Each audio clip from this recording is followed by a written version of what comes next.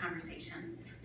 So I'm incredibly grateful for the willingness and the commitment of every member of the task force and our police department. Is first this issue of all you have to do is turn on the TV, pick up social media, look at YouTube videos. You can see all the engagements and all the negative interactions between police over the country, all over the country, and youth. 14-year-old girls being body slammed and punched in the ribs, kids being stopped. I think I saw an 8-year-old boy being stopped and handcuffed, kids being threatened. And these are a handful of incidences, but they highlight a significant challenge. That's why the training component and understanding policing the teen brain, understanding what trauma can cause it. That's why you have to work on the role of the police in any role within the schools. That's why the policy is important. And so as we're facing this challenge, this is one of the unique departments that actually has a policy.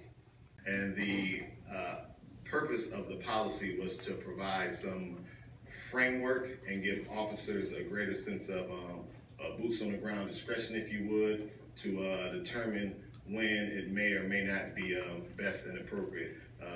By no means was it an effort to prevent an officer from being able to handcuff a child, because I think at the end of the day, every situation is different. Some situations may call for it, some do not. But I think the good news behind this conversation is that this community has mobilized around this issue. I think the good news behind this is that the men and women in blue have also mobilized and recognized that there is potential to do something differently in regards to how we engage with our youth.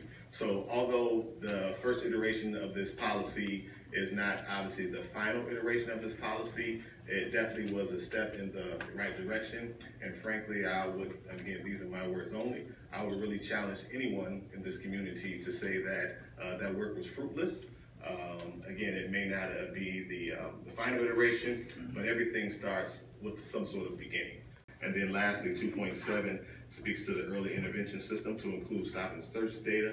And what that is, that gives the department an opportunity to analyze each individual officer's behaviors, I suppose is the best way to put it, to see if there is a pattern of complaints, particularly of a particular type, particularly those that may contribute to disparate outcomes. So that the early intervention system will enable the department to monitor individual officer behavior on, I guess, a clearer basis. So that is it for the Internal Affairs Section 2 recommendations and training, Deputy Chief Payne.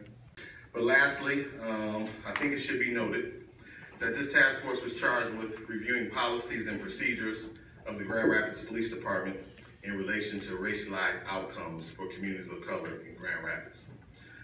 What we found through this process is the opportunity to make changes to many policies and procedures that will undoubtedly have a positive effect on the aforementioned goal of the task force.